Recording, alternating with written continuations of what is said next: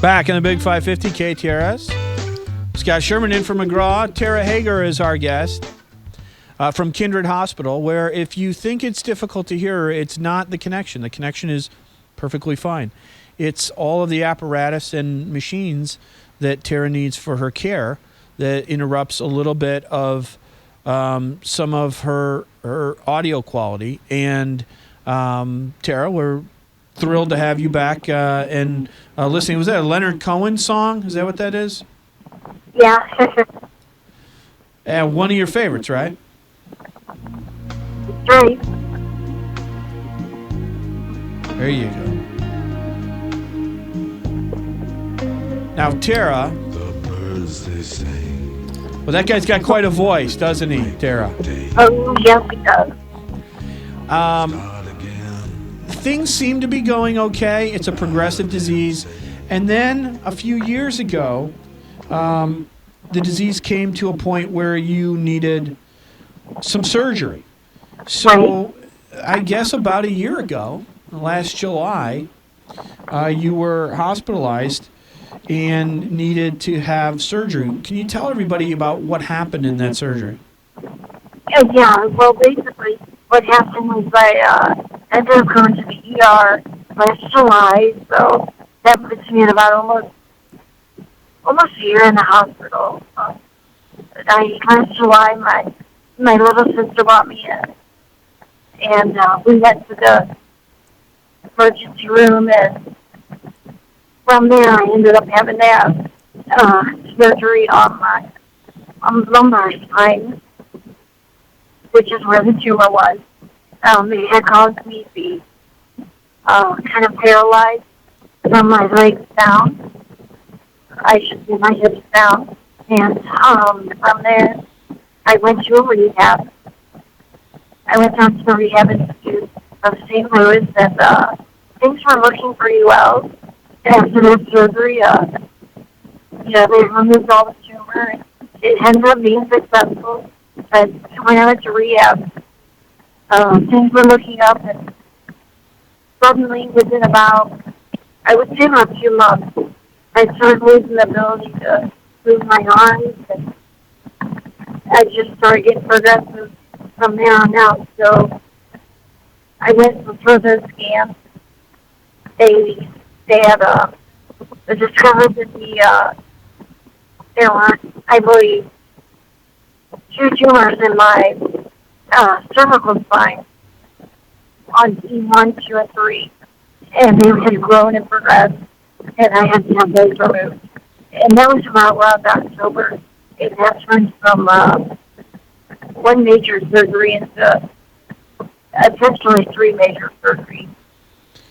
I mean, the progression of these tumors was so bad that your spine, the lumbar is the low back, if people aren't familiar with the medical term. The cervical spine is the neck, if people aren't familiar with the neck. It literally was crushing your spine, these tumors.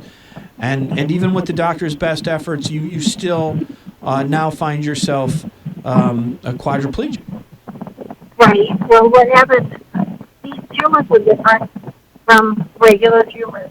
They were described to me as being almost like, rather than just being on the surface, they're more, they're kind of like noodles, and they kind of infiltrate, deeper in there, and so they're harder to remove. And after that surgery, I was explained everything. There's always risk with all surgeries, of course, but, you kind of hope for the best. This wasn't like a choice.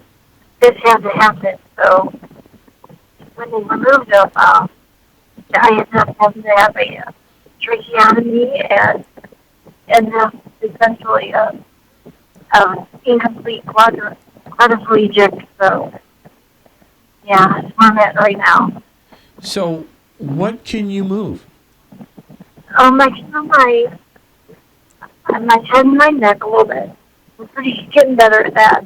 My shoulders, my fingers, and I can kind of move my arms a bit. So now that you've had the medical treatment, you've had the surgery, you've been in hospital for the better part of the last year, and it's been quite a struggle. The current issue now is your care. You're a St. Louis person, right? I mean, this is you born and raised, right? Absolutely. Diehard Cardinals fan, yep. And we got to ask you where you went to high school. I mean, that's the St. Louis question, right? Yeah. Hazelwood Central. Hazelwood Central. What are they? The Spartans? What are they? No. Sorry. No. Okay. And I don't want to start any trouble in the Hazelwood School District. And you get notice, or you've recently gotten notice that you're in Creve Coeur. Your treatment has been at SLU, which is in the city, and now you get notice that somebody wants to move you to Iowa. Have you ever been to Iowa? No. I just honestly, no offense to Iowa, but I really haven't ever had a strong desire to go there. Do you know anyone in Iowa? No. Do you want to go to Iowa? Not particularly. Why are they trying to send you, Tara Hagar, to Iowa?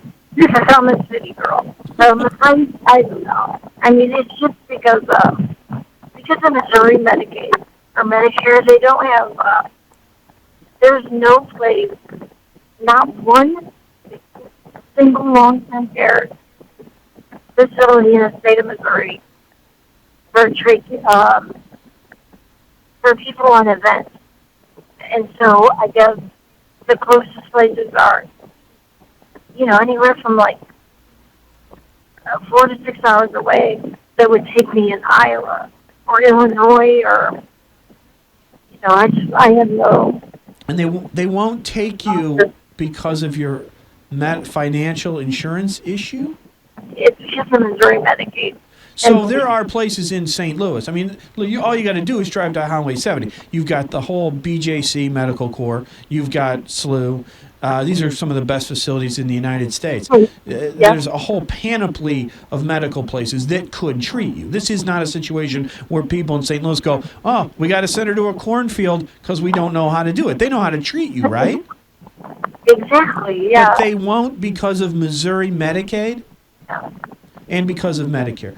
Also, they've been I've been really struggling with the issue of getting a wheelchair. They actually took the time to come out, fit me for a wheelchair, and build this big, wheelchair that took about over 90 days.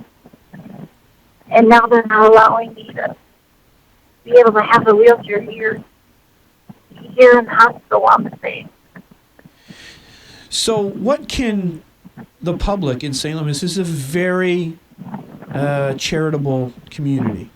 Yeah. What can the public do to try and keep you in the... you like where you're at right now? I mean, would you be happy if you were at Kindred Hospital?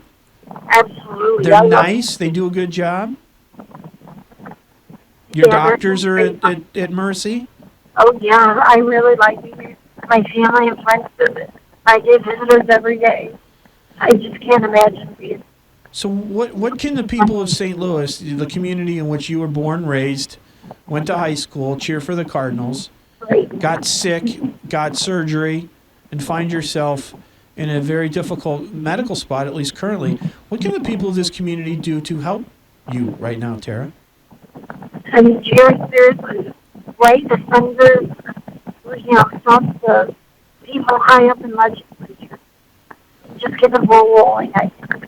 Did I hear you right? Was that contact somebody, state rep, state senator, somebody in the legislature to fix this? Yeah, to help me get a wheelchair so we can get around more. So I don't be stuck in the four walls of the room.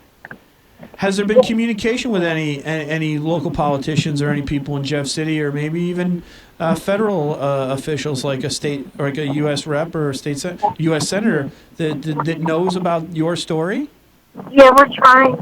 We've been writing letters like crazy. My family's really supportive, and they're willing to go fight for me. And so, at least even sent a letter to President Obama. In the meantime, and to the president too.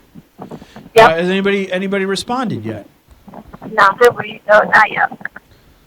Bill McClellan's article, St. Louis Post-Dispatch. you can hear us here on the Big 550. Tara, there's a fundraiser coming up for people. I know that there are some people, and it can't all be the big dollar people in this town, but I heard that one of the big families donated $30 million to Forest Park. That's wonderful. It's a lot of money, and it's an important thing.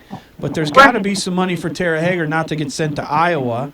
Right. So where can people go? They can go, there's a fundraiser for you, an online fundraiser at facebook.com, Tara Hagar, Hegger fundraiser. They can go on and donate some money so that you can get medical assistance and pay these bills, right? Right. And how much is it going to cost to keep you in St. Louis? Lord. It's an exorbitant amount, that's all I know. Tara Hagar has been our guest. She's a courageous, hard-working, loyal St. Louisan that does not want to be sent to another state. She wants to be here by her friends, family, doctors, and all of the rest of you. Go to facebook.com/Tara Hagar, Hegger fundraiser.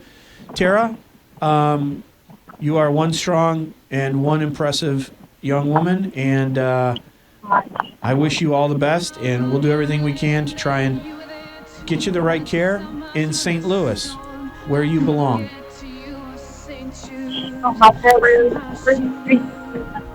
Share my story. That's right. Little gift for you.